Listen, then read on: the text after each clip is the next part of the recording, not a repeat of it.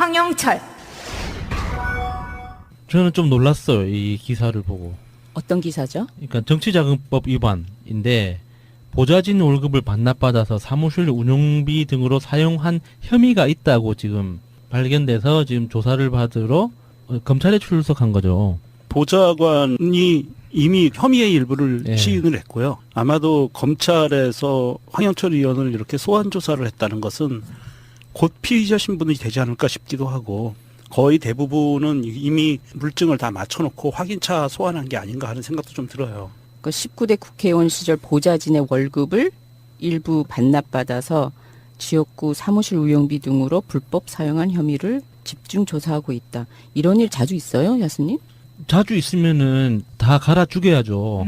자주 있으면 안 되죠, 이런 일이. 그런데 그 비용 같은 게 굉장히 쪼달리는 거는 맞잖아요. 그럼 어떻게 쪼달하죠? 비용이 쪼달려요? 안 쪼달려요? 왜요? 아니 저는 왜 쪼달려요? 모르니까. 다들 쪼달리 돈이 모자란다고 하니까 그냥 그러니까 일을 얼마만큼 많이 하느냐에 따라서 다른 거죠. 지금 보좌관이 법적으로 국가에서 7명까지인가 그 급여를 예, 7명까지 더해지죠. 플러스 인턴 2명. 예, 인턴 두면 그렇게 해서 그 인건비를 주잖아요, 정부에서. 예, 예.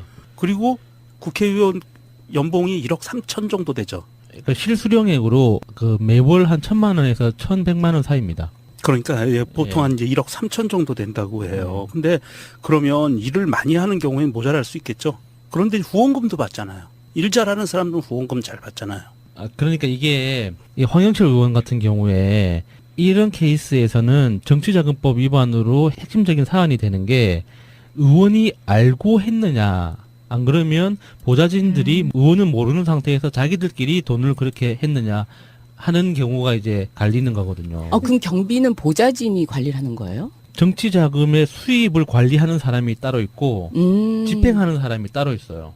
그렇죠. 예. 예. 그 둘 다 이제 책임을 1차적으로 지게 되거든요. 네. 그런데 그 전체적인 자금 운영에 대해서 보좌진의 월급까지 뭐 삥땅 쳐가지고 이렇게 돌려서 쓰는 이거는 좀 극단적이거든요. 이런 경우는 좀 보기 드물어요. 그래서 이거를 만약에 의원이 알고도 묵인했다면 정말 심각한 거고요. 근데 모르고 할 수 없을 것 같아요. 근데 의원실마다 조직이 있어요. 수석을 중심으로 해서 수석 보좌관이라는 사람의 캐릭터에 따라서 정말 독단적으로 하는 그런 분위기도 있고 어떤 경우에는 그 의원과 정말 동료처럼 이렇게 알아서 하는 이렇게 다 모든 걸 공유하면서 진행하는 경우도 있고 어떤 경우는 의원이 실무자처럼 모든 막 10원짜리 하나까지 다 챙기는 이제 그런 분위기도 있고 하니까 일률적으로 의원실은 이렇게 돌아간다라고 말할 수 있는 건 아니에요. 왜 그게 없어요? 그게 있어야 되지 않나요? 국회의원은 개인 한 명 한 명이 다 기관이에요. 기관이지만 예. 그 기관이 우리의 세금을 가지고 그 기관을 운영을 하잖아요. 그러면 어떻게 그 돈이 사용이 되는지를 그러니까 알아야 되는 거잖아요. 이 지점이 이 희랑님이 말씀하신 이 지점이 국회의원들이 못 듣는 척하는 가장 민감한 지점이죠. 그렇죠. 예. 이게 국회의원들이 사용하는 돈에 대해서는 감사를 하는 곳이 없어요. 그렇죠. 예. 이거 감사할 예. 때마다 매번 예, 이게 감사해야 니네들도 된다고. 감사 받아라라고 하는데 예를 예. 들어서 은수미 의원님도 주장한 적이 있고 장하나 의원님도 주장한 적이 있고 최민희 의원님도 주장한 적이 있어요. 의원실에서 사용하는 돈에 대해서도 감사를 받아야 된다고. 그런데 모두 못 들은 척합니다. 이게 국회의원이 되기 전에 선거 기간 동안에는 돈 쓰임세를 100% 감시받잖아요. 예. 선관위에 의해서. 예. 그러면 국회의원이 되고 난 다음에 돈을 어떻게 쓰는지 이건 국민의 세금으로 쓰는데 네. 이것도 100% 감시를 받을 수 있는 시스템을 만들어야 되는데 이것도 선관위에서 지금 그 불거진 걸 거예요. 그러니까 이것도 그 정치 자금에 대해서는 그러니까 지역 사무실 운영비로 썼다고 나오잖아요. 예. 지역 사무실 운영비는 대부분 후원금에서 사용을 하거든요. 그러면 후원금의 계좌는 수입 계좌와 지출 계좌가 따로 있어가지고 그거를 선관위에서 다 가져가서 분석을 계속 해요. 분기별로. 그래서 문제가 보이면 와서 다 따져보고 다시 한번 후원금에 한해서 들여다보거든요. 선관위에서. 근데 거기에서 이제 문제가 발견돼서 아마 검찰에 고발을 했겠죠. 여기 발견된 게 이게 이제 아까도 말씀드렸지만 의원이 알고 하는 것과 모르고 하는 거는 완전히 달라지는 거거든요. 이게 지금 그 타임라인을 보면 지난 3월에 검찰이 황영철 의원의 홍천 지역구 사무실 등 3곳을 압수수색을 하고요. 그리고 나서 바로 황영철 의원의 비서를 지냈던 김 씨를 이 사무실 운영비 등으로 사용한 혐의에 따라 정치자금법 위반 혐의로 지난 7일 구속 기소했어요. 그리고 여기에서 김 씨가 그 비서를 지낸 김 씨가 검찰 조사에서 자신의 혐의를 일부 인정했고요. 이에 따라서 검찰이 이번에 황영철 의원을 소환한 거는 피의자 신분으로 소환한 거는 관여한 혐의를 갖고 있는 거예요. 거기에 관여한 혐의. 굉장히 중요한 사항이죠. 예, 예. 지금 야수님 말씀하신 대로 모르고 알고 있었다죠. 그렇죠. 모르진 않았을 거다. 그리고 검찰은 이 과정에서 황 의원이 지시 아니면 알고도 묵인 요 부분을 집중적으로 조사할 방침이라고 하거든요. 예. 그럼 안철수하고 그닥 다르지 않는 맥락인가요? 그러니까 이런 그 정황 증거를 통해서 판단을 내야 되는 건 무혐의 판단이 나오는 경우가 훨씬 많아요. 그래요? 예, 지난 어떤 사례들을 쭉 보면 정치자금법 위반 혐의로 어떤 문제가 됐을 때 항상 그 핵심적인 그 이슈가 되는 게 국회의원 당사자가 알고 지시했거나 알았는데 묵인하고 넘어갔거나 하는 거를 따지는 거거든요. 예, 그런데 이번에 검찰에서 피의자 신분으로 소환했다는 거 보니까 예. 이거는 증거를 확보한 것 같아요. 그러지 않으면 그러니까- 피의자 신분으로 소환 안 하죠. 보통은 이제 참고인으로 시작을 하는데 네. 피의자로 바로 했다는 건 좀 그런 것 같고요. 아니 도대체 국회의원들이 세비를 연봉 1억 3천 정도라고 알고 있고 뭐 보좌관들 다 네. 돈 나오는 거로 알고 있는데 왜 이렇게 궁한지 모르겠네요. 근데 국회의사당에 국회의원실들이 다 1인당 하나씩 다 있죠. 예, 있죠. 거기에다가 지역구의 사무실을 또 가지고 있는 거죠. 그거는 그렇죠. 후원금으로 마련해야 되는 거예요. 보통 후원금으로 예. 예. 그러면 자비로 하든지. 예. 그렇기 때문인 것 같아요. 왜냐하면 지금 보니까 국회의원의 연봉이 지금 1억 3천이라고 했잖아요. 거기에 기본급이 월 600이고요. 입법 활동비가 따로 월 300이 나옵니다. 예. 그리고 정근 수당하고 명절 휴가비 등이 연간 1,400만 원이 나오고요. 여기에 관리 업무 수당이 따로 월 58만 원, 정액 급식비가 월 13만 원. 예. 이렇게 해서 1억 3천이 되는 거예요. 예. 근데 여기에다가 유류비하고 차량 유지비는 별도로 지원을 받고요. 예. 항공기는 1등석, 오우, KTX, 선박은 전액 무료. 예. 오우 할만하네. 그리고 전화요금과 우편요금은 월 91만 원이 지원이 되고요. 보좌진 7명 운영비가 연 3억 8천만 원이 국고 지급이 됩니다. 그리고 국고 지원으로 연 2회 이상 해외 시찰이 보장이 되고요. 65세부터 사망 시까지 월 120만 원의 연금을 받습니다. 거기에 그 외에 돈으로 환산할 수 없는 특권이 많은데 예를 들어서 보험 가입할 때는 A등급으로 보험료가 가장 싸고요. 그게 그러니까 과거에 그런 게 있었는데 네. 그 19대 국회에서 이제 논란이 많았어요. 국회의원 특권에 대해서. 네. 그래서 몇 가지 날라간 게 있습니다. 그 중에 하나가 보험도 날라간 건가요? 아니요. 그 120만 원 연금. 120만 원 연금 날라갔어요? 예. 그때 그 예. 논란이 있었었잖아요. 예. 아니 그런데 지금 얼핏 들으면 이런 다 모든 혜택이 국회의원한테 주어지는 거잖아요. 네. 그 헌법기관한테 주어지는 거잖아요. 예. 그러면은 그걸 가지고 운행을 잘 하라고 하는 거잖아. 예. 근데 여기에 보좌관 운영비로 3억 8천이 나오기 때문에 네. 이 안에서 이제 쪼개서 써야 되는데 이거를 보좌관을 이 사람은 그럼 아. 6명만 이게 7명. 들으시는 분들이 이제 오해하실 수 있는데 네. 그렇게 그 큰 돈이 이제 예를 들어서 보좌관 그 인건비로 3억 8천, 국회의원 인건비로 1억 3천 요 뭐 추가해가지고 뭐 한 5억 몇천에서 6억 정도가 이제 매년 집행이 되잖아요. 한 의원실 안에서. 네. 그러면 얼마? 그게 의원실로 지급되는 게 아니라 국회 사무처에서 별도로 관리를 합니다. 그러니까 의원이 실제로 돈을 만지는 게 아니에요. 그러면 여기 네. 리밋까지 딱 보좌진 운영비 같은 경우에는 3억 예. 8천을 제한으로 그 안에서 사용할 수 있다는 그러니까 거죠. 대표적으로 이런 거예요. 고용인이 국회 사무처장이에요. 각각의 그 의원은 헌법에 의해서 별도로 그 신분 보장이 되는 거고 네. 거기에 딸려 있는 국회 보좌진들은 국회의원이 고용하는 게 아니라 국회의원이 국회 사무처에 요청해서 파견을 보내는 거예요. 그러니까 예, 이제 예. 이해가 되네. 예. 보좌관 월급에서 빼돌려가지고 썼다는 게 자기가 만질 수 없는 돈이니까 하여튼 국가에서 그렇게 바로 지급하니까. 악랄하게 접근하면 그런 식으로도 쓸 수 있는데 기본적으로 보좌관들의 신분은 그렇게 이제 국회 사무처장한테 고용이 되는 거예요. 그래서 그 해고를 할 때도 예, 해고 요청을 하는 거죠. 그러니까 가족들 그 채용하고 하는 게 그게 비리가 될 수도 있고 하는 건 아니 근데 그래도 이해가 안 가요. 돈을 삥을 긁으면 어떻게 친다는 거예요? 돈은 의도만 있으면 아무리 복잡하게 해놔도 다 할 수 있어요. 그러니까 지금 황영철 의원의 경우에 문제가 된 거는 제가 추측컨대 보좌관한테 3억 8천 7명 했으면 나누면 연봉 6천만 원이 좀 안 되겠죠?